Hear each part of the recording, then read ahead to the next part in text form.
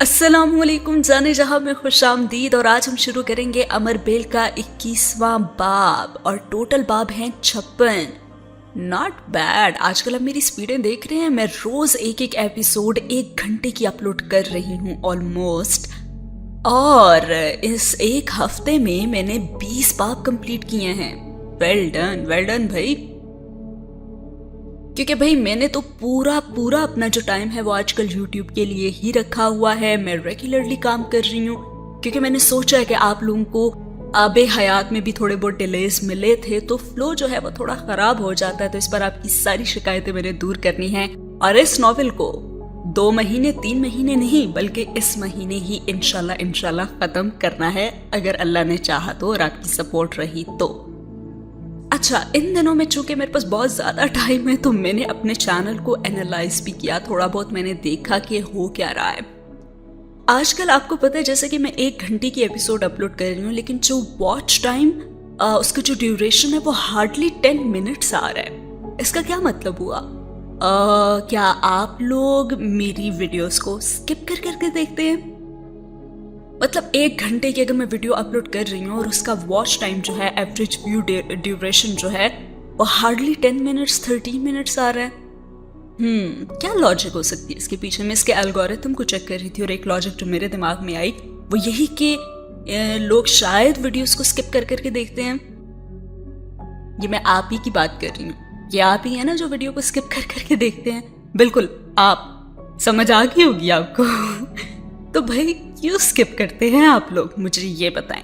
क्योंकि नॉवेल चाहे जितना भी बड़ा हो, मैंने आप लोगों से पूछा था कि अगर बोरिंग सेक्शंस आते हैं कुछ, मुझे पता होता है कि यहाँ पे थोड़ी इररेलेवेंट बातें हो रही हैं, नॉवेल से रिलेटेड नहीं है, लेकिन आप लोगों ने कहा था कि चाहे कुछ भी हो नॉवेल में से कुछ भी स्किप नहीं करना।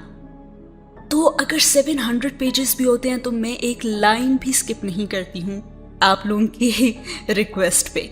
तो आप लोग नॉवेल देखते हुए 1 घंटे में से 50 मिनट ही स्किप कर देते हैं। Oh my God, it's so heartbreaking for me। क्या ऐसा ही है? मुझे कमेंट बॉक्स में जरूर बताइएगा, क्योंकि आई अंडरस्टैंड कि नॉवेल में 5 से 10 मिनट का सेक्शन 1 घंटे के अंदर थोड़ा सा बोरिंग होता है, लेकिन इतना भी बोरिंग नहीं होता कि आप 60 मिनट में से 10 मिनट एवरेज जो है वो व्यू ड्यूरेशन आ रहा है। आई रियली वांट कि ये 20 को क्रॉस करे, तो भाई वीडियो को स्किप करने में थोड़ा हाथ होला रखे। जब मैं एक लाइन नॉवेल में से स्किप नहीं कर रही तो आप क्यों 10 सेकंड्स को स्किप करके देख रहे हैं? Very bad. तो मुझे लॉजिक जरूर बताइएगा अगर किसी को नॉलेज है यूट्यूब के बारे में कि एवरेज व्यू ड्यूरेशन इतना कम क्यों आ रहा है, या मे बी मेरे एंड पे कोई गलती हो रही हो, तो प्लीज़ मुझे कमेंट बॉक्स में ज़रूर बताइएगा। जितनी मेरी रिसर्च है उसके अकॉर्डिंग तो यही है कि मुझे लगता है कि लोग वीडियो स्किप करके देख रहे हैं। चलें जी, आपकी मर्जी है, बेशक स्किप करें, देखें जैसे आप खुश रहें।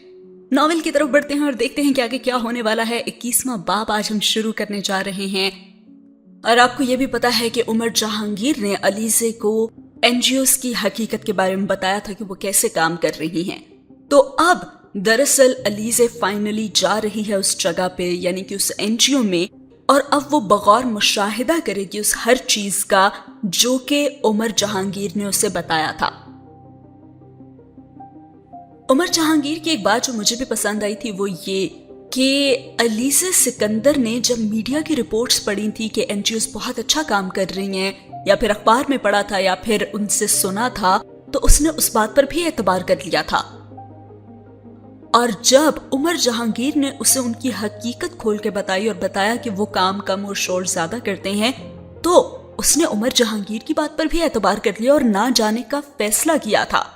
तो इस पे उमर जहांगीर ने कहा था कि तुम अपनी सोच समझ के मुताबिक फैसला किया करो, लोगों की बातों पर यकीन मत किया करो। तो अब अलीज़े सिकंदर फाइनली उस मिशन के साथ वहां जा रही है कि वो खुद एनालाइज करेगी कि क्या मीडिया की रिपोर्ट्स में हकीकत है या फिर जो उमर जहांगीर ने उसे बातें बताई हैं उनमें हकीकत है, और दोनों को वो अपनी समझ बूझ के मुताबिक अंडरस्टैंड करेगी, एनालाइज करेगी और इन्वेस्टिगेट करेगी। तो यही हमें भी अपनी जिंदगी में करना चाहिए, बजाय इसकी कि दूसरों की बातों पे कान धरें, खुद चेक करें कि आखिर सच्चाई किस चीज में है।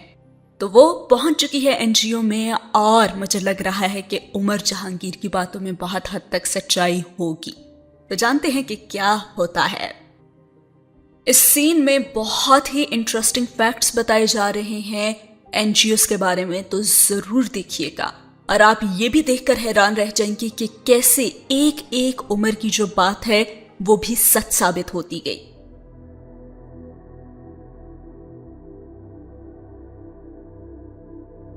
NGO میں بیٹھے ہوئے علیزہ کو بے اختیار عمر کی ایک بات یاد آئی, اور وہ بات یہ تھی. علیزہ NGOs کے جو آفس ہے نا وہ کینٹ کے علاقے میں ہے, اور ظاہر ہے کہ یہ تو ناممکن ہے کہ آرمی کے علاقے میں ہونے والی ایسی سرگرمیاں آرمی کی ایجنسی سے خفیہ ہوں, لیکن وہ بھی صرف رپورٹس ہی دے سکتے ہیں, کچھ کر نہیں سکتے. وہاں اس عمارت کے بڑے کمرے میں سب لوگوں کے ساتھ بیٹھے ہوئے اسے عمر کی یہ بات بے اختیار یاد آئی تھی. وہ لوگ لاہور سے سیدھا گاؤں جانے کے بجائے پہلے اس NGO کے آفس میں گئے تھے جو شہر کے اندر موجود کینٹ کے علاقے میں خاصی بڑی کوٹھی میں واقع تھا. عمر کی ایک بات تو سچ ثابت ہو ہی گئی تھی. وہاں پہ انہیں اس NGO کی طرف سے اپنے کام اور آفس کی دوسری سرگرمیوں کے بارے میں بریفنگ دی جانی تھی, اور اس وقت وہ چائے اور سنیک سے لطف اندوز ہو رہے تھے. اور علیزہ کو دیکھ کر یہ خاصی حیرت ہوئی کہ اس نسبتاً قدامت پسند علاقے میں بھی لڑکیوں کی ایک بڑی تعداد اس NGO کے لیے کام کر رہی تھی, جو خاصی حیران کن بات تھی. اور آفس کی عمارت کا ایک جائزہ لیتے ہوئے اسے قدم قدم پر حیرانی بھی ہوئی تھی, کیونکہ عمارت میں موجود سہولتیں نہ صرف بے حد جدید تھی بلکہ خاصی وافر بھی تھی. اور اندر موجود کمپیوٹر اور فیکس مشینوں سے لے کر باہر موجود گاڑیوں کے ماڈلز تک یہ ظاہر کر رہے تھے کہ روپے کا خاصی فراوانی سے استعمال کیا جا رہا ہے. اور پھر اسے کچھ اور بھی باتیں یاد آئیں جو عمر نے اس سے کہی تھی. NGO اگر واقعی دیہی علاقوں میں ریفارمز اور سوشل ڈیولپمنٹ کے لیے کام کر رہی ہیں تو پھر ان کے آفیسز بھی انہی گاؤں وغیرہ میں ہونے چاہیے نا, تاکہ وہ لوگوں کے ساتھ مسلسل اور بہتر رابطے میں رہیں. لیکن تم دیکھو گی کہ کسی بھی NGO کا آفس گاؤں کے اندر نہیں ہوگا. سارے آفیسز شہر کے سب سے مہنگے اور محفوظ علاقے میں خاصے گمنام اور خفیہ رکھے گئے ہیں. اگر ان کا کام لوگوں کی بہتری ہے تو پھر انہیں تو لوگوں کے ساتھ رابطے زیادہ بڑھانے چاہیے نا. اپنے آفیسز کو ایسی جگہوں پر رکھنا چاہیے جہاں زیادہ سے زیادہ لوگ ان کے نام سے واقف ہوں, ان کے پاس آ سکیں. لیکن ایسا نہیں ہے. شہر کے ارد گرد گاؤں کے لوگ ان کے نام سے بہت ہی کم آشنا ہیں. لیکن شہر میں بھی اگر تم جاؤ گی اور کینٹ کے کسی بھی علاقے میں کھڑے ہو کر کسی سے NGO کا نام انہیں بتا کر پوچھو گی کہ ان کا آفس کہاں ہے, تو یقیناً وہ بھی بے خبر ہی ہوں گے. اگر انہیں کچھ لیک آؤٹ ہو جانے کا خطرہ نہیں ہے تو یہ لوگوں کو کھلے عام اپنے آفس میں کیوں نہیں آنے دیتے؟ انٹرنیشنل میڈیا تو دھوم مچا رہا ہے ان کے کارناموں کی, لیکن جو مقامی اخبارات ہیں وہ تو ان کے نام اور کام سے بالکل ہی بے خبر ہیں. اب اسے عمر کے الزامات بھی یاد آ رہے تھے. چائے اور دوسرے لوازمات سے فارغ ہونے کے بعد انہیں اس NGO کے ایک اعلیٰ عہدیداران نے بریفنگ دینی شروع کی تھی اور کہنے لگا, جب ہم نے اس علاقے میں کام شروع کیا تھا اس وقت یہ پورا علاقہ ہر طرح سے پسماندہ تھا. یہاں زندگی کی بنیادی سہولیات تک نہیں تھی. صرف 30% بچے اسکول جاتے تھے اور پرائمری میں ڈراپ آؤٹ ریٹ بہت زیادہ تھا, اور وہ بہت سے مہلک امراض کا بھی شکار تھے. عورتوں کی حالت تو اس سے بھی زیادہ خراب تھی. ڈرگز کا استعمال بھی اس علاقے میں بہت زیادہ ہوتا تھا. اور اب علیزہ سکندر یہاں بیٹھی دوسرا ورژن سن رہی تھی جو کہ عمر کی باتوں سے بالکل ہی مختلف تھا. یہاں پہ دیہاتی علاقے سے زمیندار زبردستی فیکٹریز کے مالکان کے مطالبے پر کام کرتے تھے. جو اجرت ان لوگوں کو دی جاتی تھی اسے سن کر تو آپ لوگ اب شوق ہی رہ جائیں گے. مگر لوگ کام کرنے پہ مجبور تھے کیونکہ خواندگی کی شرح بہت کم تھی اور بے روزگاری بہت ہی زیادہ تھی. دراصل یہ زرعی علاقہ تھا, لیکن لوگوں نے اپنی زرخیز جو زمینیں تھیں وہ فیکٹریز کی تعمیر کے لیے بیچنا شروع کر دی, اور پھر اس سے ہوا یہ کہ اس علاقے میں کاشتکاری بہت کم ہو گئی, اور ایک بڑے علاقے میں ٹینریز بن گئی, اور ٹینریز سے نکلنے والے آلودہ پانی نے اس علاقے کی زرخیزی پر منفی اثرات مرتب کیے. اور پھر لوگوں کو نہ صرف مالی طور پر بہت سے نقصانات کا سامنا کرنا پڑا بلکہ بہت سے جلدی امراض بھی ان علاقوں میں پھیل گئے، اور دوسرے لفظوں میں یا پھر مختصر کہا جائے تو آپ یہی سمجھ لیں کہ اس علاقے میں زیادہ استحصال ہو رہا تھا، اور وہ بہت غور سے اس شخص کی باتیں سن رہی تھی۔ دیکھیں، پھر سب سے پہلے ہم نے اس علاقے میں کام شروع کیا۔ آپ اندازہ نہیں کر سکتے کہ کتنا مشکل کام تھا۔ شروع میں ہم جہاں بھی جاتے ہم سے تعاون کوئی بھی نہیں کرتا تھا۔ بعض جگہوں پر تو ہمارے ممبرز پر حملے بھی ہوئے اور ہم پر دباؤ بھی ڈالا گیا مختلف فیکٹریز کی طرف سے کہ ہم یہ کام نہ کریں، کیونکہ انہیں خوف تھا کہ وہاں لوگوں میں شعور آ جائے گا تو ان کا بزنس ٹھپ ہو جائے گا، اور یہ خوف بالکل درست تھا۔ جن حالات اور شرائط پر وہ لوگ کام کر رہے تھے، شعور حاصل کرنے پر سب سے پہلے وہ ان فیکٹریز کے لیے کام کرنا ہی چھوڑتے۔ لیکن ہماری ثابت قدمی نے ایک طرف تو ان علاقوں کے لوگوں میں ہمارا اعتماد بڑھایا، اور دوسری طرف ہمیں دیکھ کر بہت سی دوسری این جی اوز بھی میدان میں آ گئیں اور ایک پورا نیٹ ورک قائم ہو گیا۔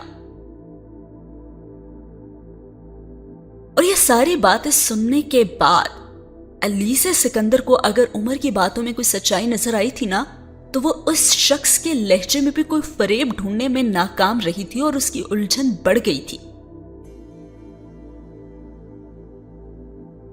اور پھر اسے عمر کے وہ الفاظ یاد آئے، اپنی سینس آف ججمنٹ۔ اسے عمر کی بات یاد آئی، مگر اسے کیسے استعمال کرتے ہیں اس نے بس اب یہی سوچا تھا، اور پھر وہ صاحب بولنا شروع ہو گئے۔ ہم لوگ گروپس بنا کر سارا دن ایک گاؤں سے دوسرے گاؤں اور پھر دوسرے سے تیسرے گاؤں جاتے ہیں۔ ہمیں ایک ایک گھر جانا پڑتا ہے، وہاں سارے قوائف اکٹھے کرنے پڑتے ہیں، اور گھر میں افراد کی تعداد کتنی ہے، ان میں عورتیں کتنی ہیں اور ان کی عمریں کیا ہیں، مرد کتنے ہیں اور کس عمر کے ہیں، اور بچوں کی تعداد کیا ہے اور کس عمر کے ہیں، اور گھر میں کام کرنے والے افراد کی تعداد کیا ہے اور وہ کس کام سے منسلک ہیں، ان کی آمدنی کتنی ہے اور گھر میں کون سی سہولتیں ہیں، اور کیا بچے اسکول جاتے ہیں، اور گھر میں خواندہ افراد کتنے ہیں۔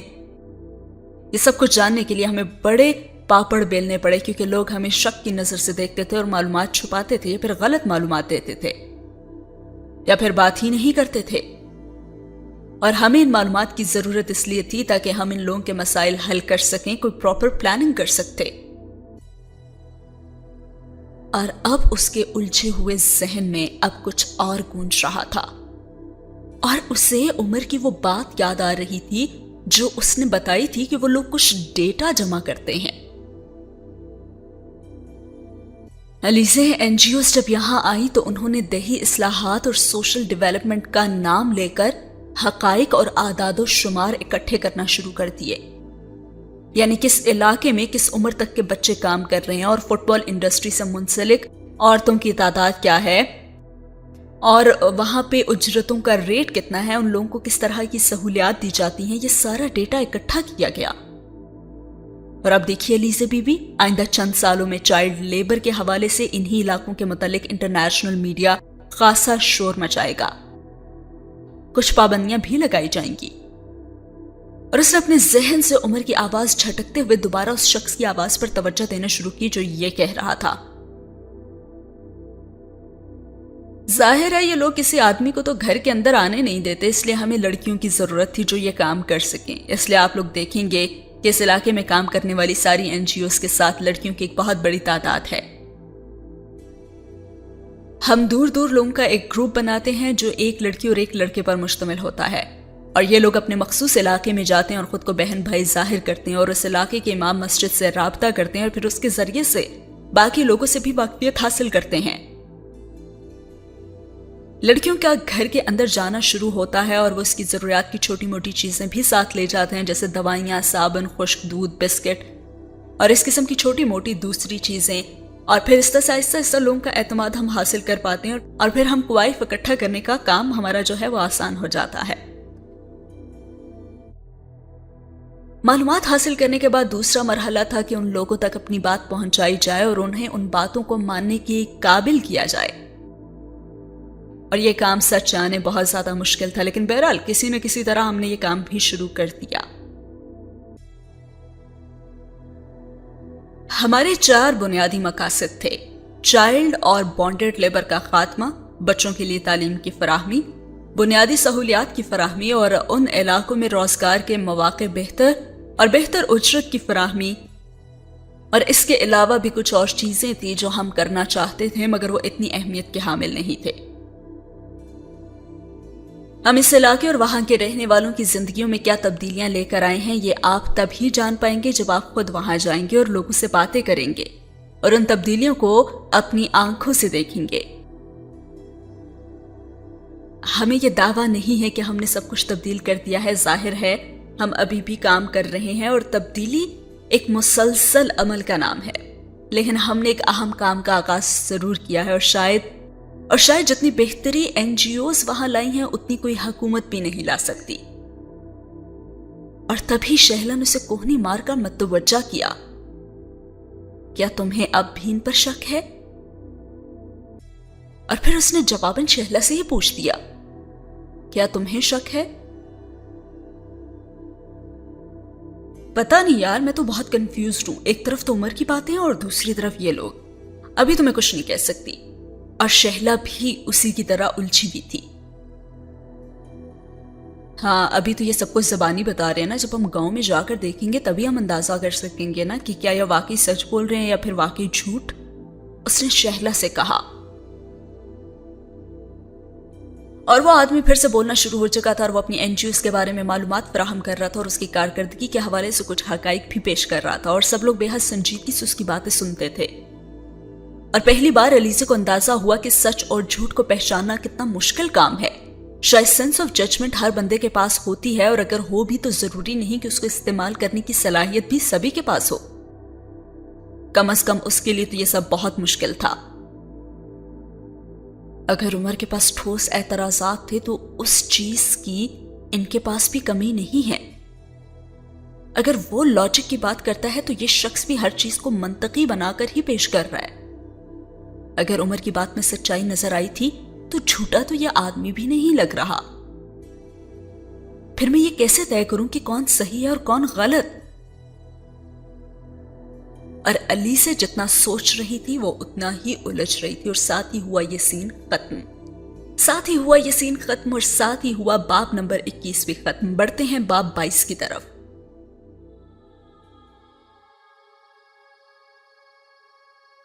اور باب 22 وہاں سے شروع ہوتا ہے جہاں پہ آپ کو یاد ہے کہ عمر اور علی سے جب واک کر کے واپس آتے ہیں تو عمر دروازے پہ ہی رک گیا تھا کیونکہ اس نے سامنے نانو کے ساتھ ایک عورت کو دیکھا تھا، اور علیزے نے بھی اس عورت کو دیکھا تھا اور پھر عمر کے ری ایکشن کو دیکھا تھا۔ وہ اس عورت کو نہیں جانتی تھی کیونکہ اس نے اس عورت کو اس گھر میں کبھی نہیں دیکھا تھا، اور وہ عورت کون تھی اس سین میں بتایا جا رہا ہے۔ اس عورت نے یکدم آگے بڑھ کر عمر کا ماتھا چوم لیا اور علیزے نے عمر کو جیسے کرنٹ کھا کر 2 قدم پیچھے ہٹتے ہوئے بھی دیکھا۔ اس عورت نے ایک بار پھر آگے بڑھ کر عمر کے کندھوں پر ہاتھ رکھنا چاہا، مگر اس بار عمر نے اپنے ہاتھوں سے اس کے بازوؤں کو پیچھے ہٹا دیا اور کہا، پلیز یہ کافی ہے، اور اس کا اشارہ واضح طور پر اس عورت کے اس والہانہ اظہار محبت ہی کی طرف تھا۔ علی سے ہکا بکا عمر اور اس عورت کے چہرے کو دیکھ رہی تھی، اور اس عورت کا چہرہ یکدم جیسے بجھ گیا تھا، اور عمر اب نانو کو دیکھ رہا تھا۔ تم کیسے ہو عمر؟ اس بار اس عورت نے وہیں کھڑے کھڑے عمر سے پوچھا۔ میں ٹھیک ہوں، اور عمر نے نظریں ملائے بغیر جواب دیا۔ اور پھر یہاں پہ نانو نے مداخلت کی اور کہنے لگی، ذرا آؤ یہاں بیٹھ جاؤ عمر، اور تم بھی آ جاؤ بیٹھ جاؤ، اس طرح کھڑے کھڑے باتیں کرنا مناسب نہیں ہے۔ اور علیزے نے اس عورت کو پلٹ کر اپنی جگہ پر جاتے دیکھا، اور علیزے نے عمر کو کسی کشمکش میں مبتلا پایا، یوں جیسے وہ طے نہ کر پا رہا ہو کہ اسے اس عورت کے پاس جا کر بیٹھنا چاہیے بھی یا نہیں، اور بالآخر جیسے کسی نتیجے پر وہ پہنچ گیا۔ علیزے نے اسے بے آواز قدموں سے نانو کے صوفے پر بیٹھتے دیکھا، اور اس عورت کی نظریں مسلسل عمر پر ٹکی ہوئی تھی، جبکہ عمر مسلسل اپنی نظریں نیچے جھکائے ہوئے بیٹھا تھا، اور علیزے کی حیرانی میں شدت آتی جا رہی تھی۔ آخر یہ عورت کون ہے جو اس طرح یہاں آئی ہے، جسے نانو چائے پلا رہی ہیں اور جو عمر کو دیکھ کر یوں بے اختیار ہو گئی تھی؟ اس کا ذہن عجیب سی سوچ میں الجھا تھا۔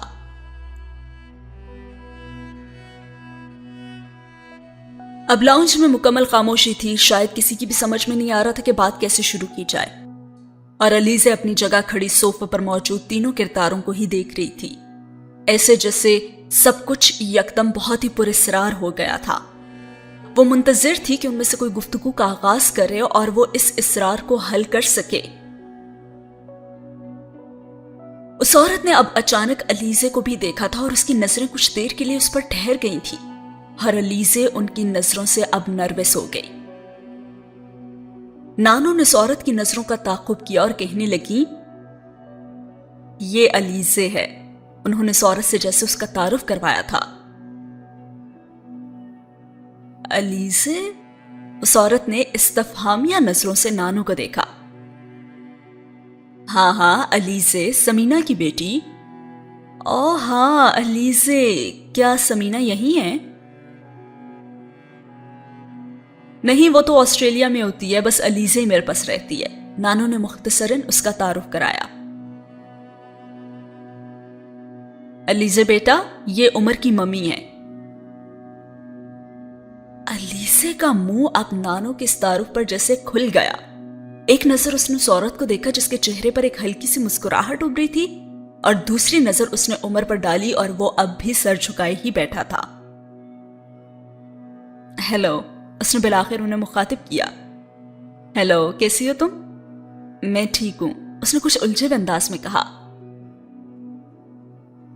اچھا علیزے، آؤ، مجھے تم سے کچھ باتیں کرنی ہیں۔ نانو نے یکدم اٹھتے ہوئے سے مخاطب کیا اور اس کا دل اچھل کر حلق میں آ گیا۔ کیا وہ اسے اب ڈانٹنا چاہتی تھی؟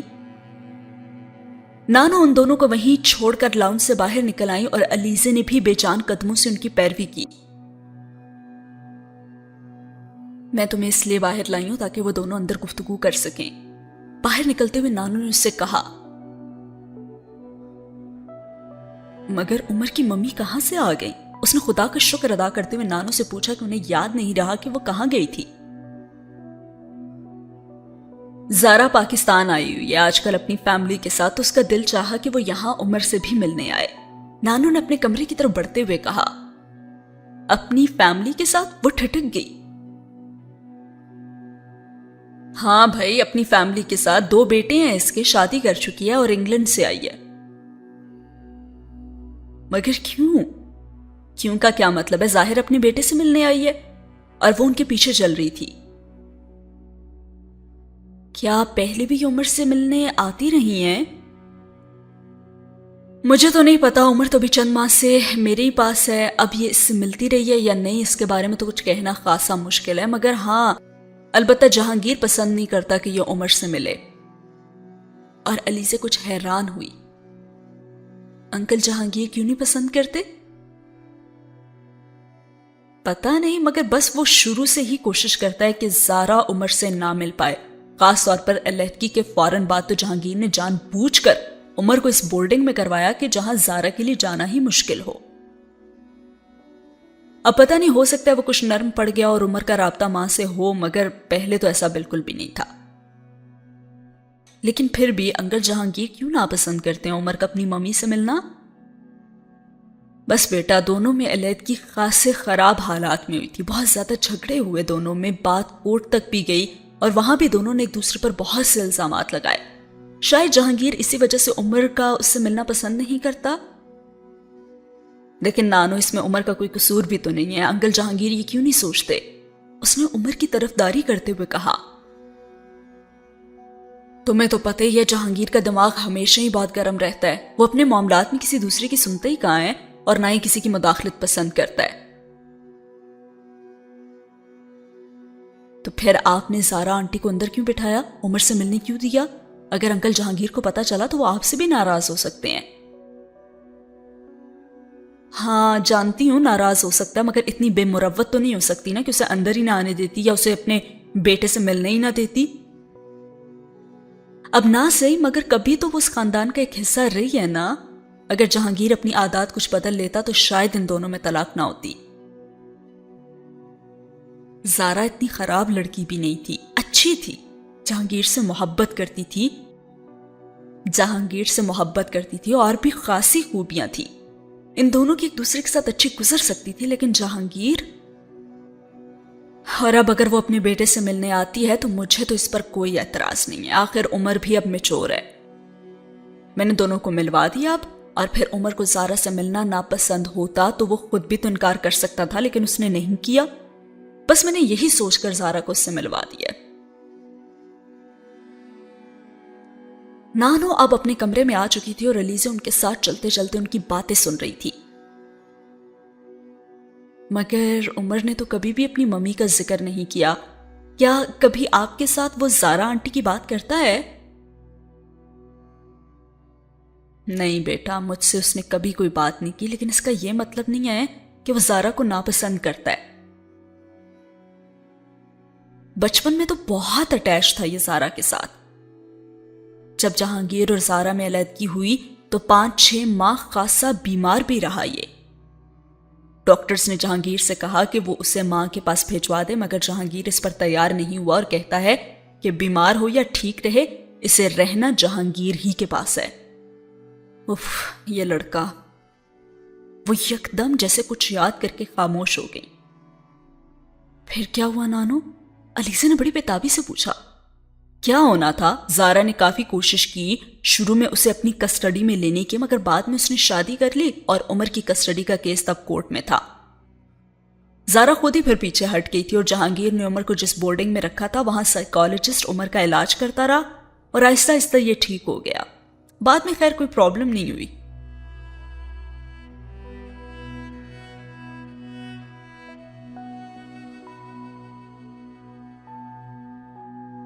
نانو آہستہ آواز میں بتا رہی تھی اور وہ خاموشی کے ساتھ ان کی باتیں سنتی جا رہی تھی، اور بات کرتے کرتے اچانک نانو کو یاد آ گیا۔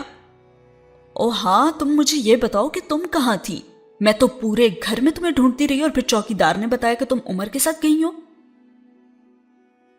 وہ نانو، عمر نے کہا تھا کہ مطلب مارکیٹ تک وہ جانا چاہ رہا تھا تو میں بھی، اور وہ گڑبڑا گئی اور اس کی سمجھ میں نہیں آیا تھا کہ فوری طور پر نانو سے کیا کہے۔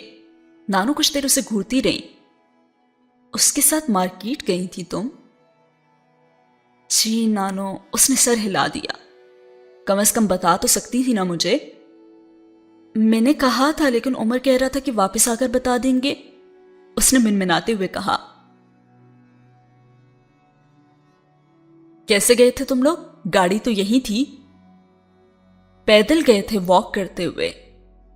اتنی دور پیدل جانے کی کیا ضرورت تھی؟ گاڑی بھی تو لے جا سکتے تھے۔ میں تو بس پریشان ہی ہوتی رہی۔ نانو نے اب کچھ سخت لہجے میں سے جھڑکا۔ سوری نانو۔ اچھا ٹھیک ہے، مگر آئندہ احتیاط کرنا۔ اچھا ٹھیک ہے، لیکن آئندہ احتیاط کرنا۔ اس طرح بتائے بغیر غائب ہونا کوئی مناسب بات نہیں ہے۔ تمہارے نانا ابھی تک نہیں آئے، اگر وہ آ جاتے تو مجھ سے بھی زیادہ پریشان ہوتے وہ۔ نانو کا لہجہ کچھ نرم پڑ گیا۔ جی ٹھیک ہے نانو، اب میں جاؤں؟ علیزہ نے فوراً وہاں سے کھسکنے کی کوشش کی۔ ہاں ٹھیک ہے، جاؤ۔ علیزہ فوراً اٹھ کر نانو کے کمرے سے باہر آ گئی اور باہر آنے کے بعد اس نے اپنے کمرے کی طرف قدم بڑھائے، لیکن پھر جیسے اس کے ذہن میں کوئی خیال ابھرا تھا۔ لیکن اب تک نانو کا کمرے کا دروازہ بند ہو چکا تھا اور وہ یقیناً اب اسی وقت وہاں سے نکلتی جب عمر کی ممی وہاں سے چلی جاتی۔ اور پھر ایک دم وہ متجسس ہوئی کہ مجھے دیکھنا چاہیے کہ عمر اور اس کی ممی، اور اپنے کمرے کی طرف جانے کے بجائے وہ پچھلا دروازہ کھول کر لان میں نکل آئی اور وہاں سے لمبا چکر کاٹ کر وہ لاؤنج کی ان کھڑکیوں تک آ گئی جو لان میں کھلتی تھی۔ لان میں تو تاریکی تھی، اس لیے اسے یہ تسلی تھی کہ وہ کھڑکی سے دیکھی نہیں جا سکتی، اور پھر وہ دبے پاؤں لاؤنج کی کھلی کھڑکیوں کے پاس آ گئی اور اندر سے آتی ہوئی عمر کی بلند آواز نے اسے چونکا دیا۔ مجھے آپ سے کوئی رابطہ رکھنے میں دلچسپی نہیں ہے، پھر آپ میرے پیچھے کیوں پڑی ہیں؟ علیزہ نے تھوڑی سی گردن آگے کر کے اندر کا منظر دیکھنے کی کوشش کی۔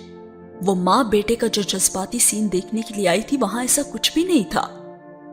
عمر صوفے پر بیٹھنے کے بجائے لاؤنج کے درمیان کھڑا تھا اور اس کا لہجہ بہت سخت تھا، جبکہ زارا آنٹی اسی صوفے پر بیٹھی ہوئی تھی اور علیزے کو ان کا چہرہ بہت بجھا ہوا لگا. وہ کہہ رہی تھی تم میرے بیٹے ہو عمر. انہوں نے عمر سے کچھ کہنے کی کوشش کی لیکن عمر نے ان کی بات کاٹ دی. اب میں آپ کا بیٹا ہوں تو اس میں میرا کیا قصور ہے؟ عمر اس طرح بات مت کرو مجھ سے. میں اس طرح بلکہ کسی بھی طرح آپ سے بات نہیں کرنا چاہتا. آپ بس یہاں سے چلی جائیں. جہانگیر نے میرے خلاف تمہاری اتنی برین واشنگ کر دی ہے کہ تم. اس نے ایک بار پھر غصے میں ماں کی بات کاٹی اور کہنے لگا ہاں ٹھیک ہے کر دیا انہوں نے برین واشنگ. پھر؟ اور سارا آنٹی زرد چہرے کے ساتھ کچھ دیر اس کا چہرہ دیکھتی رہی. میں تم پر اتنا حق تو رکھتی ہوں کہ کبھی کبھار تمہیں دیکھ لیا کروں یا تم سے بات کر لیا کروں. نہیں, آپ مجھ پر کوئی حق نہیں رکھتی. آپ کی اپنی فیملی ہے, گھر ہے, بچے ہیں. آپ اپنی زندگی انہی کے ساتھ گزاریں. خود بھی سکون سے رہیں اور دوسروں کو بھی سکون سے رہنے دیں اور اپنا ہر حق اس اولاد کے لیے مخصوص رکھیں جو آپ کے ساتھ ہے. لیکن بیٹا میں تم سے بہت محبت کرتی ہوں. تو میں کیا کروں؟ میں جانتی ہوں کہ تم مجھ سے ناراض ہو. بہت سی باتیں ہیں جن کی وضاحت کرنا چاہتی ہوں. میں نہ تو آپ سے ناراض ہوں اور نہ ہی آپ کی وضاحتوں میں مجھے کوئی دلچسپی ہے. میں اپنی زندگی سے بہت خوش اور مطمئن ہوں لیکن آپ میرا سکون خراب کرنا چاہتی ہیں. تم میری اولاد ہو عمر. میں نے اتنا بہت سا عرصہ تم سے رابطہ صرف اس لیے نہیں کیا کہ کہیں تم ڈسٹرب نہ ہو. لیکن میرا خیال ہے اب تم اتنے میچور ہو چکے ہو کہ ہر چیز کو سمجھ سکو. لیکن صرف مجھے مورد الزام ٹھہرانے سے حقیقت بدل تو نہیں جائے گی نا؟ میں نے آپ سے کہا ہے کہ مجھے آپ کی کسی بھی وضاحت کی ضرورت نہیں ہے اور نہ ہی کوئی دلچسپی. آپ میری زندگی میں اب مداخلت نہ کریں. اس نے اس بار تقریباً چلاتے ہوئے کہا تھا. تو کیا میں تمہاری زندگی میں مداخلت کر رہی ہوں؟ میں ہی صرف تم سے ملنے آئی ہوں. جی میں آپ سے ملنا نہیں چاہتا. تو آپ کیوں ملنے آئی ہیں مجھ سے؟ آپ یہاں سے جائیں. مجھے بھی اس گھر میں آنے کا کوئی شوق نہیں تھا. تم اگر سوات میں مجھے دیکھ کر یوں واپس یہاں بھاگ نہ آتے نا تو مجھے بھی یہاں نہ آنا پڑتا.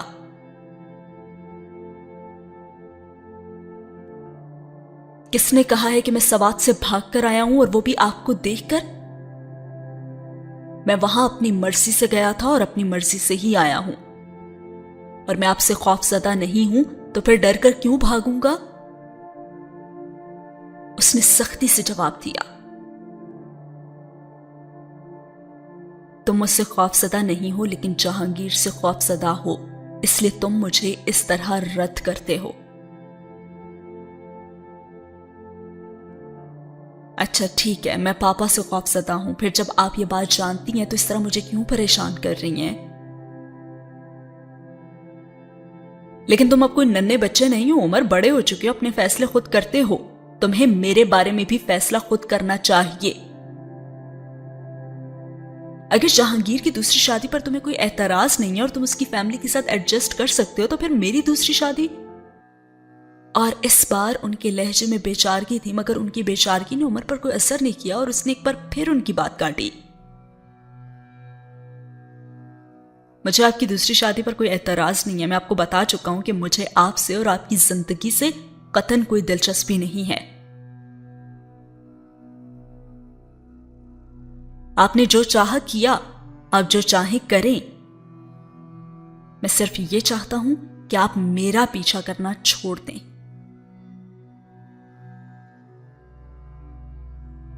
میں تم سے سال میں چند بار ملنا چاہتی ہوں, چند بار فون پر بات کرنا چاہتی ہوں. مجھے اس سے زیادہ اور کچھ نہیں چاہیے. دیکھیں میں آپ کی وجہ سے زندگی میں پہلے ہی بہت اذیت اٹھا چکا ہوں. اب مزید کسی پرابلم کا سامنا کرنا نہیں چاہتا. میں آپ سے کوئی رابطہ نہیں رکھنا چاہتا. یہ بات اچھی طرح سمجھ لیں آپ.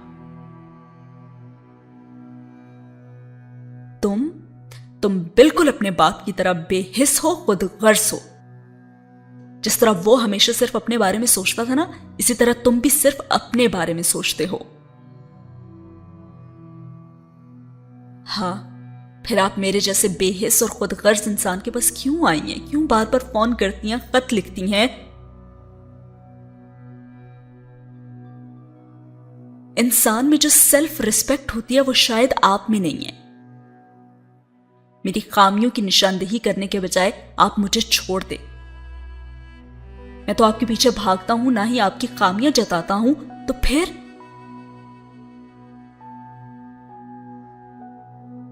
لیکن تم میرے بیٹے ہو، میں تمہیں نہیں چھوڑ سکتی۔ ارے آپ تو مجھے بہت سال پہلے چھوڑ چکی ہیں، اور اس وقت بھی میں آپ کا بیٹا ہی تھا۔ میں سمجھتی ہوں عمر جو تمہارے دل میں شکایتیں ہیں وہ ٹھیک ہیں، مگر میرے دل میں آپ کے لیے کوئی شکایت نہیں ہے۔ میں نے صرف آپ کے جھوٹ کی نشاندہی کی ہے، بس۔ چند سال بعد جب تم شادی کرو گے نا اور تمہارے بچے ہوں گے، تب تمہیں اندازہ ہوگا کہ اولاد کو چھوڑنا کتنا مشکل ہوتا ہے۔ کس نے کہا آپ سے کہ میں شادی کروں گا؟ میں کبھی شادی نہیں کروں گا، بلکہ آپ نے تو مجھے کوئی نیا رشتہ قائم کرنے کے قابل چھوڑا ہی نہیں ہے۔ آپ نے رشتوں کو کتنا زہر آلود کر دیا ہے میرے لیے، آپ کو اندازہ ہی نہیں ہے۔ اور علی سے دم بخود اس کی باتیں سن رہی تھی۔ 1 گھنٹے پہلے والا عمر اب کہیں غائب ہو چکا تھا، اور وہ جو کچھ دیر پہلے اسے سمجھا رہا تھا، کمپرومائز کرنے کے لیے کہہ رہا تھا، سب کچھ بھلا دینے کی تاکید کر رہا تھا، اپنے ماں باپ کے پرابلمز کو سمجھنے کی نصیحت کر رہا تھا، وہ اس وقت وہی سب کچھ دہرا رہا تھا جو کچھ دیر پہلے وہ روتے ہوئے سے کہہ رہی تھی۔ لیکن فرق صرف یہ تھا کہ اب وہ رو نہیں رہا تھا۔ لیکن بیٹا، یہ سب کچھ صرف میں نے ہی تو نہیں کیا نا، جہانگیر نے بھی تو کیا ہے نا۔ But you were the root cause of every thing. آپ کو بیوی بننا نہیں آتا تھا تو آپ نے پاپا سے شادی کیوں کی تھی؟ اور اگر کر ہی لی تھی تو رشتے کو نبھاتی نا آپ۔ اس سب کے باوجود جو جہانگیر میرے ساتھ کرتا رہا، ہاں، عورت میں برداشت ہونی چاہیے۔ پاپا میں اتنی برائیاں ہوتی تو سمرین آنٹی کیوں اب تک ان کے ساتھ رہتی؟ آپ کی طرح انہوں نے ڈیورس لے لی ہوتی نا، لیکن آپ کی طرح انہوں نے ڈیورس تو نہیں لی نا۔ اور علیزہ نے زارا آنٹی کی آنکھوں میں آنسو نمودار ہوتے ہوئے دیکھا۔ تم نہیں جانتے، جہانگیر جانور ہے، ایک ایسا جانور جسے زندگی میں اپنے علاوہ کسی دوسرے کے احساسات کا خیال نہیں ہے، جس کے لیے سب سے زیادہ اہم اپنی ہی خوشی ہے۔ اپنے پیر کے نیچے آنے والے گڑھے کو پر کرنے کے لیے وہ کسی کو بھی اس میں پھینک سکتا ہے، چاہے وہ کوئی بہت اپنا ہی کیوں نہ ہو۔ مجھے اس شخص کو چھوڑنے پر کوئی شرمندگی نہیں ہے اور نہ ہی کوئی پچھتاوا ہے۔ تم میری اولاد ہو اور تم سے میرا رشتہ کبھی ختم نہیں ہو سکتا۔ I don't need your sermons۔ آپ کو میرے پاس محبت نہیں، کوئی ضرورت کھینچ کر لائی ہوگی۔ اب بتا دیں کہ آخر اب آپ کو کیا چاہیے۔ علیزہ نے زارا آنٹی کو ایک دم کھڑے ہوتے ہوئے دیکھا۔ مجھے تم سے کچھ نہیں چاہیے، تمہارے پاس ایسا کچھ ہے ہی نہیں جو تم مجھے دے سکو۔ تمہیں پسند ہو یا نہ ہو، مگر میں تمہیں خط بھی لکھوں گی اور فون بھی کروں گی، اور جب میرا دل چاہے گا میں تم سے ملنے بھی آیا کروں گی۔ اور اب علیزہ نے انہیں لاؤنج سے نکلتے ہوئے دیکھا، اور عمر اگلے چند منٹ خاموشی سے لاؤنج کے بند ہوتے ہوئے دروازے کو دیکھتا رہا، اور پھر علیزہ نے اسے بھی لاؤنج سے غائب ہوتے دیکھا۔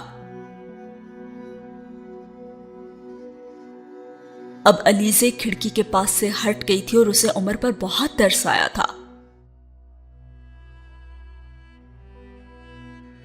کیا واقعی سے زارا آنٹی کی ضرورت نہیں ہے؟ اور کیا واقعی یہ ان کے بغیر رہ سکتا ہے؟ یہ زارا آنٹی کو اتنا ناپسند کیوں کرتا ہے؟ اور نانو تو کہہ رہی تھی کہ یہ ان سے بہت اٹیچ تھا، مگر یہ تو… اس کا ذہن بہت سے سوالوں میں الجھ گیا تھا،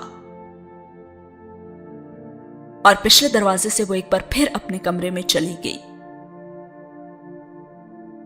اوہ، تو کیا عمر سوات سے اتنی جلدی اس لیے واپس آ گیا کیونکہ اس نے وہاں زارا آنٹی کو دیکھ لیا تھا؟ مگر زارا آنٹی کو اس نے اوائڈ کیوں کیا؟ اور پھر اس طرح وہاں سے چلے آنا؟ یہ زارا آنٹی سے وہاں بھی تو یہ سب کچھ کہہ سکتا تھا نا؟ کپڑے بدلتے ہوئے وہ بھی مسلسل عمر کے بارے میں سوچ رہی تھی، اور وہ نانو سے دوپہر کو پڑنے والی ڈانٹ اب بھول چکی تھی۔ اب رات کے کھانے کی میز پر عمر نہیں تھا۔ وہ کہہ رہا تھا کہ اسے بھوک نہیں ہے، تمہارے ساتھ برگر اور آئس کریم کھا کر آیا ہے وہ۔ نانو نے اس کے استفسار پر اسے بتاتے ہوئے ساتھ جیسے تصدیق چاہی۔ جی برگر اور آئس کریم تو کھائی تھی ہم نے، اس نے کچھ سوچتے ہوئے کہا۔ ہاں اسی لیے وہ اب کھانا نہیں کھانا چاہ رہا، نانو نے مزید کہا، اور یکدم ہی جیسے اس کا دل بھی کھانے سے اچاٹ ہو گیا، اور کچھ دیر وہ کسی نہ کسی طرح چند لقمے کھاتی رہی اور پھر اس نے کھانا چھوڑ دیا۔ بھوک نہیں ہے نانو، میں نے بھی برگر کھایا تو شاید اس وجہ سے، اور اس نے ڈائننگ ٹیبل سے اٹھتے ہوئے نانو کو وضاحت دی۔ اپنے کمرے کی طرف آتے اس نے عمر کے کمرے میں تاریکی دیکھی۔ کیا اتنی جلدی سونے کے لیے وہ لیٹ گیا؟ کچھ حیران ہو کر اس نے سوچا، لیکن عام طور پر تو یہ رات کو بہت لیٹ سوتا ہے۔ آج روٹین میں ہونے والی یہ تبدیلی فوراً اس کی نظروں میں آ گئی تھی، اور کچھ دیر وہ اس کے کمرے کے آگے کھڑی رہی اور پھر خاموشی سے آگے بڑھ گئی، اور ساتھ ہی ہوا یہ سین ختم۔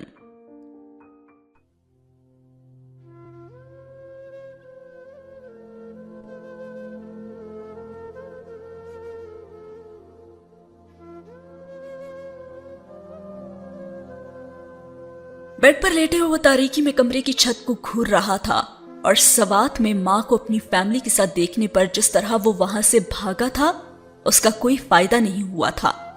اس کی ممی اس کے پیچھے ہی لاہور آ گئی تھی۔ پچھلے 14 سالوں میں ایسا بہت بار ہوا تھا کہ ماں کو کہیں دیکھنے پر وہ سرپٹ وہاں سے بھاگ نکلتا تھا، اور زارا اگر اسے دیکھ لیتی تو وہ اسی طرح اس کے پیچھے آتی، اور ماں کا اپنے پیچھے آنا اور اس طرح آنا اسے اچھا لگتا تھا۔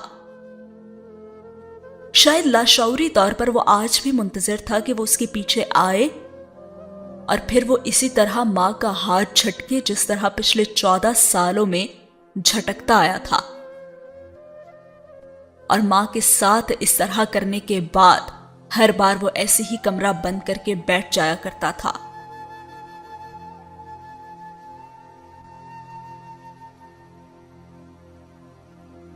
کون کہتا ہے کہ میں عمر جہانگیر میں چور ہو چکا ہوں؟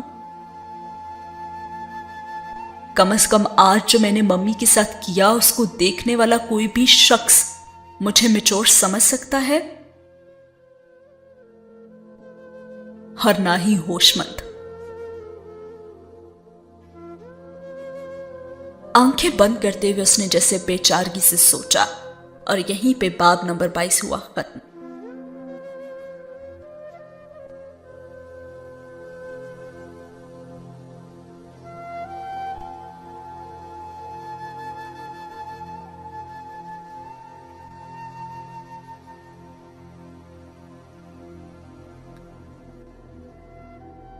آتے ہیں باب نمبر 23 کی طرف۔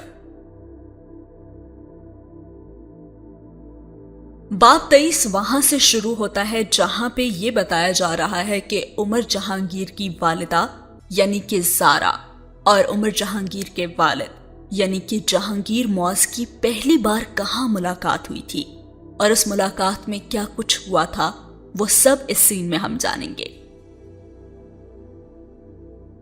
دراصل جہانگیر معاذ کی پہلی ملاقات جو زارا سے ہوئی تھی وہ کراچی کے ایک ہوٹل میں ہوئی تھی۔ وہ وہاں پہ ایک فیشن شو اٹینڈ کرنے کے لیے آیا ہوا تھا، اور زارا ماڈلز میں سے ایک تھی۔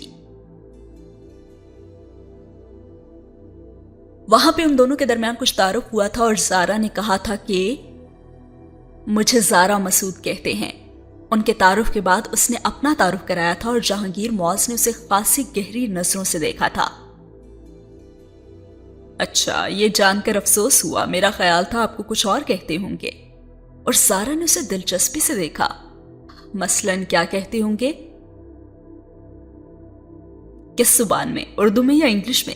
जहांगीर ने उसकी मुस्कुराहट के जवाब में उतनी ही खूबसूरत मुस्कुराहट से पूछा, दोनों में ही? उर्दू में तो आपको दिलरुबा, दिलनशी, दिलकश, महविश। अच्छा, और इंग्लिश में? उसकी मुस्कुराहट और गहरी हुई। इंग्लिश में सिंथिया, प्रिंसेस और जहांगीर की फहरिस्त और लंबी हो जाती अगर ज़ारा के हलक से बेख्तियार एक कहकहा ना निकलता। वेरी फ्लैटरिंग, उसने हंसते हुए जहांगीर से कहा, और एकदम ही जहांगीर में उसकी दिलचस्पी बढ़ गई थी। खूबसूरत औरत की तारीफ ना करना जुल्म है और मैं बहरहाल जालिम नहीं हूं, जहांगीर ने कहा। और तभी ज़ारा कहने लगी, एक दिन में कितनी औरतों को इस जुल्म से बचाते हैं आप? और जहांगीर उसकी बात पर हंसा। दिन में तो नहीं, सिर्फ रात में, क्योंकि दिन में मैं ऑफिस होता हूं और रात को ही ऐसी पार्टीज में आता हूं। अब शो खत्म हो चुका था और शो के बाद डिनर के दौरान एक दोस्त ने उन दोनों को एक दूसरे से मुतारिफ कराया था। ज़ारा को वो पहली ही नजर में अच्छा लगा था और उसके साथ होने वाली गुफ्तगू के आगाज ने उसकी दिलचस्पी को कुछ और बढ़ा दिया था। जहां तक जहांगीर का ताल्लुक था तो उसे तो हर खूबसूरत औरत में ही दिलचस्पी होती थी और ज़ारा के लिए भी उसने ऐसी ही दिलचस्पी महसूस की थी।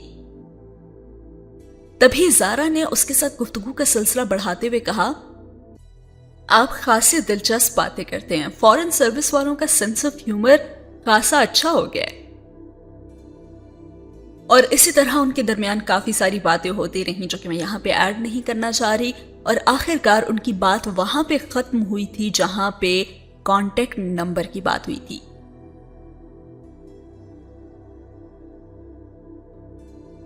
जहांगीर ने ज़ारा से उसका कांटेक्ट नंबर मांगा था और चंद लम्हों के तामल के बाद ज़ारा ने अपना पर्स खोलकर अपना फोन नंबर और एड्रेस उसे थमा दिया।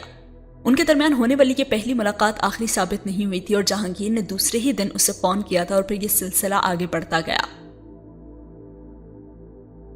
ज़ारा 70 की दिहाई की एक मशहूर मॉडल थी। उसने अपना करियर 60 की दिहाई के आखिरी चंद सालों में शुरू किया था और अपने बेबाक अंदाज की वजह से बहुत ही जल्द बहुत मकबूलियत इख्तियार कर गई थी। मगर उसकी तरह मॉडलिंग में बहुत से नए चेहरे आहिस्ता आहिस्ता आने शुरू हो गए थे और मकबूलियत की जिस सीढ़ी पर वो 60 की दिहाई के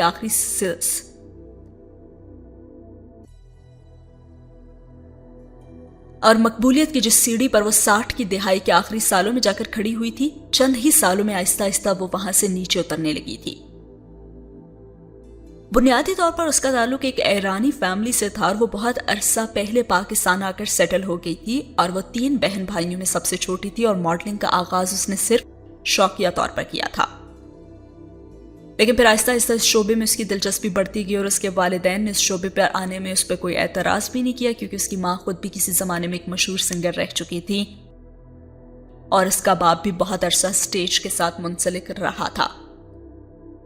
मॉडलिंग के शोबे में आने के कुछ ही अरसे के बाद उसके वालिदैन का इंतकाल हो गया और उससे बड़े दोनों बहन भाइयों की शादी भी होगी और दोनों ही इंग्लैंड में थे। माली तौर पर उसे इस शोबे से मुंसलिक होने की कोई जरूरत तो नहीं थी, क्योंकि उनके वालिदैन के लिए विरासत में अच्छा खासा तरका उनके लिए छोड़ के गए थे।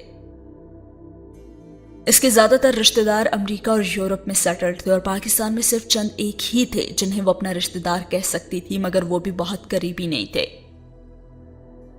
खुद वो इस हद तक इस माहौल में रच बस चुकी थी कि उसके लिए पाकिस्तान छोड़कर जाना अब आसान नहीं रहा था, क्योंकि यहाँ पे अब उसकी एक शनाख्त थी और मकबूलियत या शोहरत का मजा चखने के बाद मुकम्मल तौर पर उससे कताई ताल्लुक करना खासा दुश्वार काम था।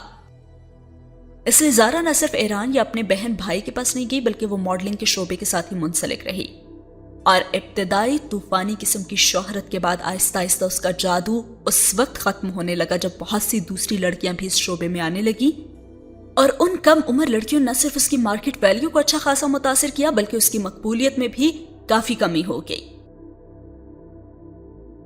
और किसी दूसरी मॉडल की तरह डिप्रेशन या फ्रस्ट्रेशन का शिकार होने के बजाय ज़ारा ने हकीकत पसंदी से हकाइक को तस्लीम किया। वो जान गई थी कि वो ज्यादा देर कैमरे के सामने नहीं रह सकती और वो अपनी प्रोफेशनल और ग्लैमरस लाइफ के इख्तिताम पर खड़ी थी और अब उसे क्या करना था? शादी करके इस फील्ड से अलग हो जाना था।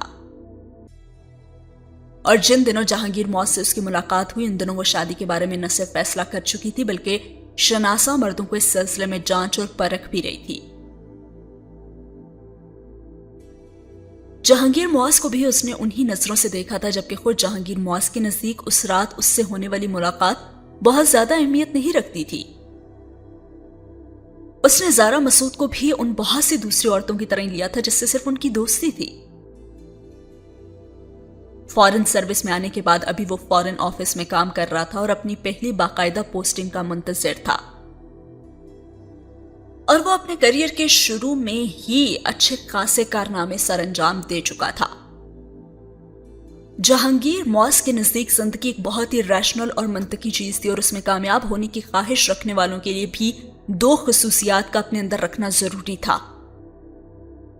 اس کے نزدیک اخلاقیات کی وہی اقدار تھیں جو اس نے اپنی زندگی کے لیے منتخب کر لی تھیں، اور وہ کسی بھی کام کو اس کے اچھے یا برے ہونے کی بنیاد پر نہیں کرتا تھا، بلکہ وہ ہر کام کو کرتے ہوئے یہ دیکھتا تھا کہ وہ کام اس کے لیے کتنا فائدہ مند ہے یا پھر نقصان دہ، اور وہ ان اقدار کو اپنانے والا واحد شخص نہیں تھا، بلکہ جس سوشل سرکل میں وہ موو کرتا تھا وہ اسی جیسے لوگوں پر مشتمل تھی جہاں وہ کام کرتا تھا۔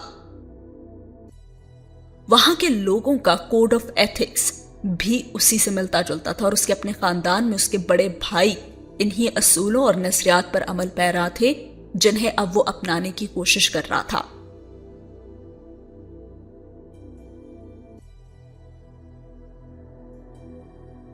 اس کے باپ معاذ حیدر کی فلسفی کہیں بہت ہی پیچھے رہ گئی تھی، اور اپنے بھائیوں کی طرح وہ بھی یہی محسوس کرتا تھا کہ اس کے باپ کی فلسفی بہت آؤٹ ڈیٹڈ شے ہے جس کو اپنانے والا شخص اس دنیا میں نہیں چل سکتا جس میں جہانگیر معاذ اور اس کے بھائی رہتے ہیں۔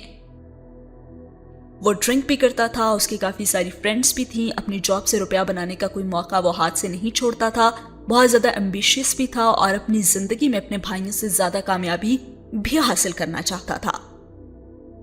اور زارا مسعود کے ساتھ ہونے والی پہلی ملاقات کے بعد اس نے ہمیشہ کی طرح زارا سے میل جول بڑھانا شروع کر دیا تھا۔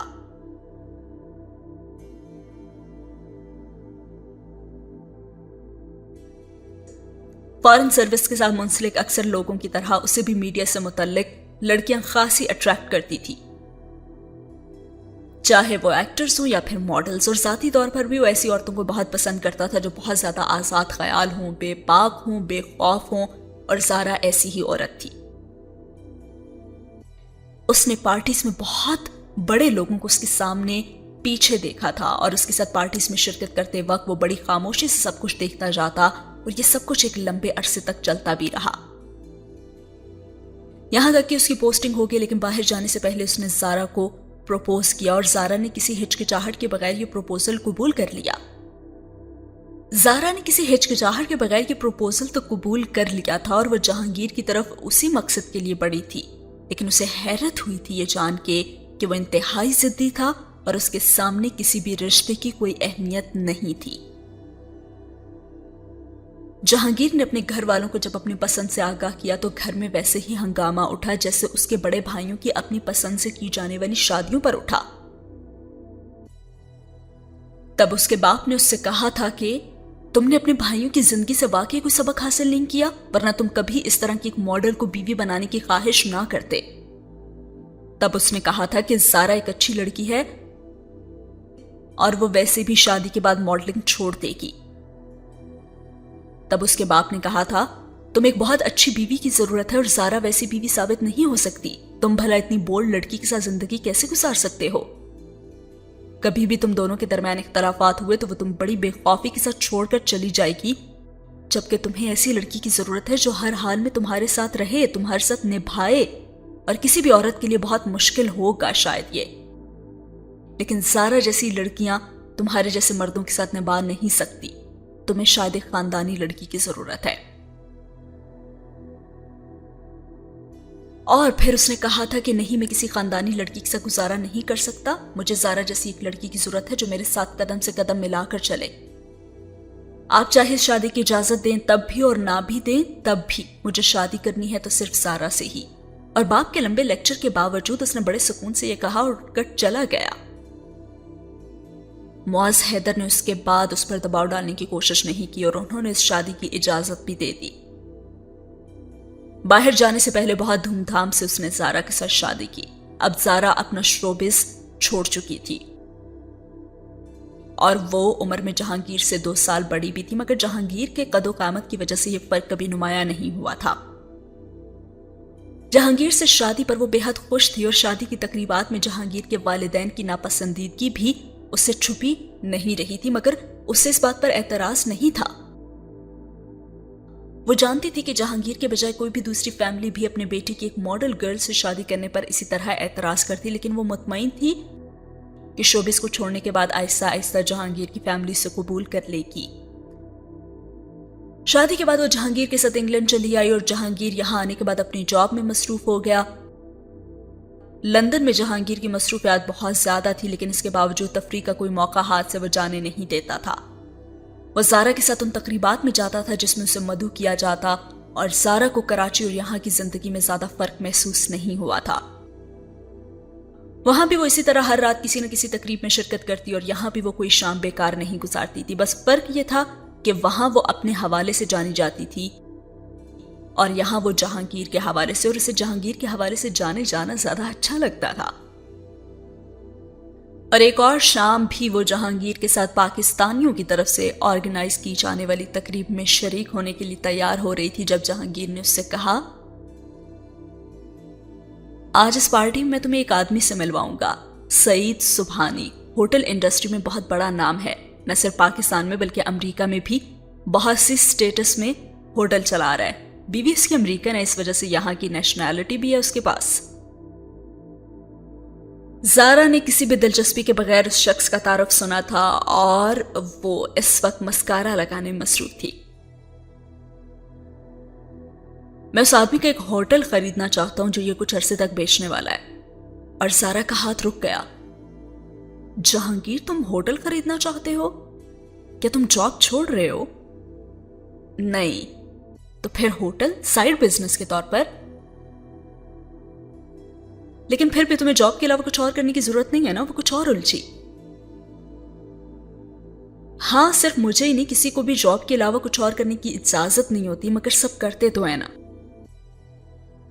کیا تم یہ جانتی ہو کہ ہمارے سفیر وال سٹریٹ میں شیئرز کی خرید و فروخت میں ملوث ہیں؟ بلکہ صرف موجودہ سفیر ہی نہیں، ہر آنے والا یہاں کر یہی کرتا ہے، اور موجودہ سفیر تو ایمبیسی کے فنڈز کو بھی ناجائز طور پر اسی کام کے لیے استعمال کرتے ہیں۔ وہ بڑے مزے سے ٹائی کی نوٹ لگاتے ہوئے بتا رہا تھا۔ لیکن یہ تو بہت بڑا جرم ہے نا؟ کیا یہاں پہ ایمبیسی میں جو ایجنسیز کے آدمی ہیں وہ گورنمنٹ کو ایسی چیزوں کے بارے میں انفارم نہیں کرتے؟ کرتے ہوں گے، مگر گورنمنٹ کے اپنے بہت سے لوگ بھی سفیر صاحب کے ذریعے سے اپنے بہت سے کام کرواتے ہیں، اس لیے ایسی ساری انفارمیشن دبا دی جاتی ہے۔ اور ویسے بھی سفیر کے بھائی کیبنٹ سیکٹری ہیں، ان کے سسر میجر جنرل ہیں، ایک سالہ صدر کا پروٹوکول آفیسر ہے، اور دوسرا انٹیریئر منسٹری میں ہے، اور باقی رشتہ داروں کو گنوانا شروع کروں گا تو ہم فنکشن میں نہیں جا پائیں گے۔ اس لیے انہیں کوئی بھی کچھ نہیں کہہ سکتا، جو وہ چاہتے ہیں وہ آزادانہ طریقے سے کرتے ہیں، اور باقی سب بھی یہی کر رہے ہیں۔ اور زارا کی دلچسپی اب ختم ہو گئی تھی، اسے ایک بار پھر اپنے مسکارے کی فکر ہونے لگی تھی۔ ٹھیک ہے، تم خرید لو ہوٹل، اس نے جیسے جہانگیر کو گرین سگنل دیا۔ اسی لیے تو تمہیں میں اس شخص سے ملوانا چاہتا ہوں۔ میں چاہتا ہوں کہ تم اس سے اپنے تعلقات اچھی طرح سے آگے بڑھاؤ تاکہ وہ مجھے ہوٹل فروخت کر دے، اور نسبتاً کم قیمت پر بھی۔ زارا نے بے یقینی سے مڑ کر جہانگیر کو دیکھا۔ میں سمجھی نہیں، تم کیا کہہ رہے ہو؟ اتنی مشکل بات تو نہیں ہے، اتنی خوبصورت ہو تم، اور میں چاہتا ہوں کہ تم اس کے ساتھ اپنے اچھے تعلقات رکھو تاکہ یہ ہوٹل مجھے مل جائے۔ اس بار اس نے پہلے سے بھی صاف اور واضح لفظوں میں اپنی بات دہرائی۔ کیونکہ وہ ماڈل تھی اور اس کا جس شعبے سے تعلق تھا وہاں پہ یہ سب باتیں عام تھی۔ اگر وہ یہ نہ کرتی تو شہرت اور مقبولیت کی اس سیڑھی پر بھی نہ جا پاتی جہاں وہ پہنچ چکی تھی، لیکن یہ سب کچھ اس کے پروفیشن کا حصہ تھا، اور وہ پروفیشن چھوڑ چکی تھی، اور اب وہ یہ اپنی ذاتی زندگی میں ایسا کچھ بھی نہیں کرنا چاہتی تھی۔ اور اس نے اسے پھر کہا، تمہیں پتا ہے تم کیا کہہ رہے ہو جہانگیر؟ اچھی طرح پتا ہے، جس سوسائٹی میں ہم لوگ رہتے ہیں وہاں آگے بڑھنے کے لیے سب کچھ کرنا ہی پڑتا ہے، اور میرا خیال ہے اس میں کوئی بری بات نہیں، ہر چیز کی ایک قیمت ہوتی ہے، اور ترقی کی بھی ایک قیمت ہوتی ہے۔ وہ مطمئن تھا، لیکن یہ مناسب نہیں ہے۔ اور پھر اس نے وہ کہا جو سن کے زارا حیران رہ گئی۔ اس سے شادی کرنے کی وجہ محبت نہیں تھی، بلکہ اس سے شادی کرنے کی وجہ صرف ایک تھی، اور وہ یہ تھی کہ وہ اسے اپنے کاموں کے لیے استعمال کر سکے، کیونکہ وہ جانتا تھا اور اس نے ان ایونٹس میں دیکھا تھا کہ بہت سے لوگ، بہت سے مداح اس کے پیچھے بھاگ رہے ہوتے تھے، اور ایسے لوگ بھی جو عورتوں سے بہت دور رہتے تھے، لیکن اس کے باوجود وہ اس کی خوبصورتی سے متاثر ہوئے بغیر نہیں رہ سکے تھے، اور اس نے یہ ساری باتیں زارا کے منہ پہ کہہ بھی دی تھی۔ اور آخر میں زارا نے صرف ایک بات کہی، تو کیا یہ محبت نہیں تھی؟ اور پھر اس نے کہا، تم اور میں جس عمر میں اس میں ٹین ایجرز والی احمقانہ قسم کی محبتیں تو نہیں ہوتی۔ اس عمر میں بندہ بہت سوچ سمجھ کے محبت کرتا ہے اور دیکھتا ہے کہ محبت کے بدلے میں سے کیا مل سکتا ہے، اور پھر ہی کوئی فیصلہ کرتا ہے۔ اب دیکھو نا، تم نے بھی تو مجھ سے محبت کرتے ہوئے بہت کچھ دیکھا ہوگا۔ وہ اسے آئینہ دکھا رہا تھا۔ یہی دیکھا ہوگا کہ میرا کریئر کیا ہے، میں کس فیملی سے تعلق رکھتا ہوں، دیکھنے میں کیسا ہوں، میرا سٹیٹس کیا ہے، میرے ساتھ تمہاری زندگی کیسی گزرے گی، اور میں تمہیں کتنی سیکیورٹی دے سکتا ہوں، کیسا مستقبل دے سکتا ہوں، ہے نا؟ اسی طرح میں نے بھی کچھ چیزیں دیکھی تھی کہ تم کتنی خوبصورت ہو، تم کس طرح سے ہر چیز کو ہینڈل کرتی ہو، اور مجھے ایسی بیوی چاہیے تھی کیونکہ جس پروفیشن سے میں تعلق رکھتا ہوں وہاں ایسی ہی بیوی کی ضرورت ہوتی ہے، اور اب تم میری مدد کرو گی اس ہر چیز کو حاصل کرنے میں جو میں چاہتا ہوں۔ آخر اس جاب کے بلبوتے پر تو ہم زندگی کو انجوائے نہیں کر سکتے نا؟ میرا اور تمہارا جو لائف سٹائل ہے وہ اس تنخواہ میں تو مینٹین نہیں ہو سکتا نا؟ تنخواہ تو 2 دن میں ختم ہو جائے گی، اور پھر مہینے کے 28 دن تم اور میں کیا کریں گے؟ وہ اب اسے حقائق بتا رہا تھا۔ زندگی میں بھی بہت کچھ حاصل کرنا چاہتا ہوں، اور یقیناً تم بھی کرنا چاہتی ہوگی۔ اور پھر وہ اس سے کہہ نہیں سکی کہ وہ صرف ایک گھر، شوہر اور بچوں کے علاوہ کچھ نہیں چاہتی، کم از کم زندگی کے اس حصے میں، لیکن وہ بولتا جا رہا تھا۔ ان سب چیزوں کو حاصل کرنے کے لیے دولت ضروری ہے، اور اب دولت کیسے حاصل کی جا سکتی ہے یہ ہمیں پلان کرنا ہے۔ انسان کے ہاتھ میں پاور ہو تو پھر دولت کا حصول مشکل نہیں ہوتا، اور میں بھی اپنی اس پاور کو استعمال کرنا چاہتا ہوں۔ اور وہ جہانگیر معاذ کی ان باتوں سے کافی مایوس ہو رہی تھی۔ اس کی شخصیت کا ایک اور پہلو اب اس کے سامنے آ رہا تھا۔ سعید سبحانی سے ملنے والا وہ ہوٹل آئندہ چند سالوں میں کتنی مالیت کا ہو جائے گا اس کا شاید تمہیں اندازہ بھی نہیں ہے، اور وہ شخص اس ہوٹل کو ایک دوسری جگہ کرنے والی انویسٹمنٹ کی وجہ سے بیچنے پر مجبور ہے۔ میں چاہتا ہوں کہ اس شخص کی کمزوری کا فائدہ اٹھاؤں، اور یہ کام تم بخوبی کر سکتی ہو۔ وہ مسکراتے ہوئے زارا کو دیکھ رہا تھا، اور وہ مسکرا نہیں سکی۔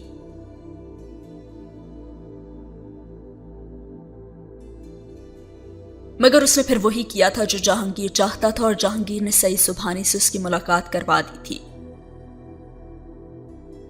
اور جہانگیر کو اس بات کی کوئی پرواہ نہیں تھی کہ وہ صرف اپنے مقصد کو حاصل کرنے کے لیے کس حد تک جا رہا تھا، اور اب وہ اپنے مقصد کو حاصل کرنے میں کامیاب بھی ہو چکا تھا۔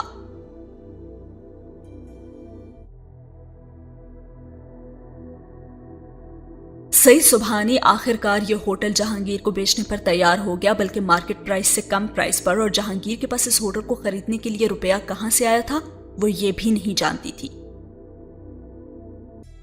مگر وہ یہ ضرور جانتی تھی کہ یہ روپیہ اپنی تنخواہ میں سے بچا سکتا تھا، اور نہ ہی اس نے کسی سے قرض لیا تھا۔ اب سعید سبحانی کے ساتھ جس دن اس نے اس ہوٹل کا سودا کیا تھا اور امریکہ میں رہائش پذیر اپنے ایک دوست کے نام پر وہ جائیداد خریدی تھی، اسی دن اس نے زارا کو ہیرو کا ایک تحفہ ہار کے طور پر دیا تھا، اور زارا کو پہلی بار اس کے تحفے کی کوئی خوشی نہیں ہوئی تھی۔ وہ جانتی تھی کہ یہ تحفہ نہیں، قیمت ہے اس کام کی جو اس نے جہانگیر کے لیے کیا تھا، اور جو اب اسے شاید بار بار کرنا پڑے گا، اور اس کا اندازہ ٹھیک تھا۔ وہ ہوٹل صرف پہلا قدم نہیں تھا، اور پہلا قدم اٹھانے کے بعد جہانگیر معاذ کو روکنا بہت ہی مشکل تھا۔ زارا لندن کی تقریبات کا ایک بہت مقبول نام اب بن گئی تھی، اور ایسا نام جس کے بارے میں صرف اچھی ہی باتیں نہیں تھیں، اور بھی بہت کچھ کہا جاتا تھا، لیکن جہانگیر کو اس کی کوئی پرواہ نہیں تھی۔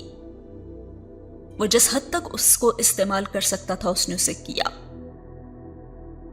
لیکن وہ بنیادی طور پر اس چمک دمک سے اب بیزار ہو چکی تھی، اور عمر کی پیدائش کے بعد ان چیزوں سے نجات کی ایک کوشش اس نے کی تھی۔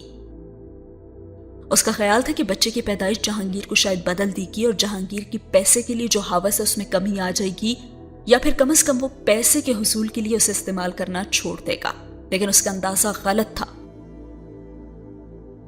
جہانگیر اس بات پر بہت زیادہ مشتعل ہوا تھا اور اس پہ غصہ بھی اس نے کیا تھا، لیکن عمر کی پیدائش پر زارا بے حد خوش تھی کیونکہ اس کا خیال تھا کہ اب جہانگیر اسے پہلے کی طرح ٹریٹ نہیں کرے گا اور وہ مطمئن ہو کر اسی طرح اپنے بچے کی پرورش کر سکے گی جیسے وہ چاہتی تھی۔ اور عمر کی پیدائش کے کچھ عرصے کے بعد وہ واقعی بہت اطمینان سے اور سکون کے ساتھ تقریبات میں شرکت کیے بغیر زندگی گزارتی رہی۔ مگر جہانگیر آہستہ آہستہ ایک بار پھر اسے وہیں لے آیا تھا اور پہلی بار زارا کو اندازہ ہوا کہ عمر جہانگیر کے پیروں کی زنجیر نہیں بنا، خود اس کے پیروں کی زنجیر بن گیا تھا۔ وہ فطری طور پر وہ عمر کے بہت قریب تھی اور جہانگیر کے ساتھ تقریبات میں جاتے ہوئے سارا وقت اس کے بارے میں فکر مند رہتی، جبکہ جہانگیر نے اس کی پیدائش کے فوراً بعد ہی عمر کو گورننس کے سپرد کر دیا تھا اور زارا کے لاکھ احتجاج کے باوجود وہ اسے ہٹانے پر تیار نہیں تھا۔ اگلے کچھ سال زارا نے ڈپریشن میں گزارے۔ وہ مکمل طور پر زندگی سے تنگ آ چکی تھی جو جہانگیر کے ساتھ وہ گزار رہی تھی، اور لاکھ کوشش کے باوجود بھی وہ عمر کے ساتھ وقت گزارنے میں ناکام رہی اور یہ بات اس کے ڈپریشن میں اور اضافہ کرتی گئی۔ شاید وہ اس سب کے ساتھ کسی نہ کسی طرح سمجھوتا کرتے ہوئے زندگی گزار لیتی، مگر جس چیز نے اسے مشتعل کر دیا تھا وہ جہانگیر کی اب کسی اور عورت میں دلچسپی تھی۔ زارا کچھ عرصے تک یہ سب نظر انداز کرتی رہی کہ ساتھ گزارے جانے والے 10 سالوں میں اس نے جہانگیر کی زندگی میں بہت سی عورتیں آتی جاتی دیکھی تھی، لیکن وہ ان کے بارے میں فکر مند نہیں تھی۔ لیکن اب جو لڑکی سمرین نام کی تھی، وہ لڑکی جہانگیر کی زندگی میں کس حد تک شامل ہو چکی تھی اسے اس کا اندازہ نہیں ہوا تھا۔ جہانگیر نے اسے مکمل طور پر سمرین سے بے خبر رکھا اور وہ ایک ریٹائرڈ بیوروکریٹ کی بیٹی تھی۔ جہانگیر کے ساتھ اس کی ملاقات کب اور کہاں ہوئی زارا نہیں جانتی، مگر جب اسے سمرین کے وجود کا پتہ چلا تو زندگی میں پہلی بار وہ اپنی شادی کے اس فیصلے کے بارے میں سنجیدگی سے اب سوچنے لگی۔ اس کے پاس اب ایک دوسرا راستہ تھا کہ جہانگیر کے ساتھ لڑنے جھگڑنے کے بجائے اس نے اپنے بھائی کے پاس جانے کے بعد جہانگیر سے طلاق کے لیے مقدمہ کر لیا۔ جہانگیر کے لیے بہت بڑا جھٹکا تھا، اس کے وہم و گمان میں بھی نہیں تھا کہ زارا کبھی اس سے یہ ڈیمانڈ بھی کر سکتی ہے، اور وہ خود بھی سمرین کی محبت میں گرفتار ہونے کے باوجود یہ نہیں کرنا چاہتا تھا۔ زارا 10 سالوں میں صحیح معنوں میں سونے کی چڑیا ثابت ہوئی تھی اور شاید اگلے کئی سال وہ اس کے لیے اتنی ہی فائدہ مند ہوتی۔ اس نے زارا سے رابطہ کرنے کی کوشش کی لیکن وہ کسی بھی صورت واپس آنے پر تیار نہیں تھی، اور اس نے کہا تھا کہ میں دوسری شادی کرنا چاہتی ہوں، تم بھی دوسری شادی کر لو اور ہم دونوں خوش رہیں گے، اور وہ اس کے الفاظ پر دنگ رہ گیا۔ اس کے بعد جتنی بھی دفعہ اس نے زارا سے رابطہ کیا اس کی زبان پر یہی سب کچھ ہوتا اور وہ عمر کو اپنی کسٹڈی میں لینا چاہتی تھی، لیکن جہانگیر کے ساتھ کسی سمجھوتے پر تیار نہیں تھی اور جہانگیر کو اس کی ضد نے مشتعل کر دیا۔ ٹھیک ہے، لے لو تم طلاق، مگر عمر کو میں کسی بھی صورت تمہیں نہیں دوں گا، اس نے زارا سے کہا تھا۔ اور اس کے بعد اس نے اپنے بھائی کی ایک بڑی عمر کے ایرانی دوست کے ساتھ شادی کی۔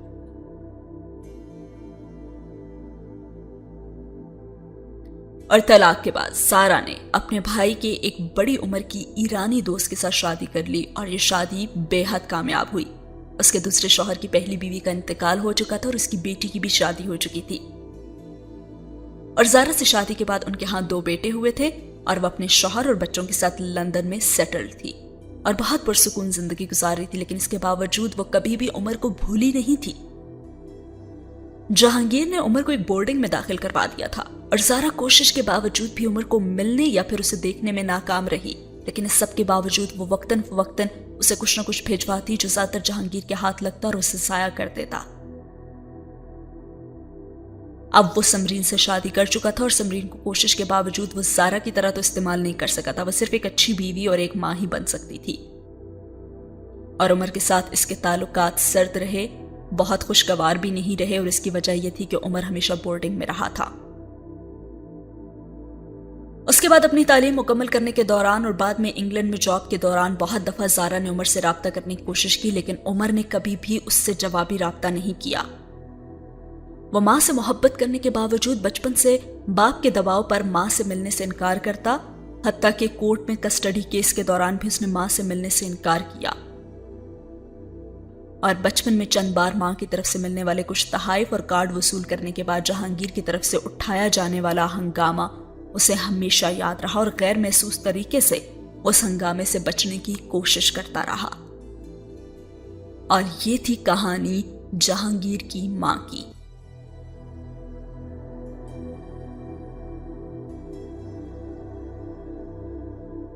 وہ اسے کیسے چھوڑ کے گئی، لیکن وہ اسے چھوڑنا نہیں چاہتی تھی، لیکن جہانگیر جیسے جانور کے ساتھ رہنا واقعی اس کے لیے مشکل تھا، اور اس نے ایک ٹھیک فیصلہ کیا تھا۔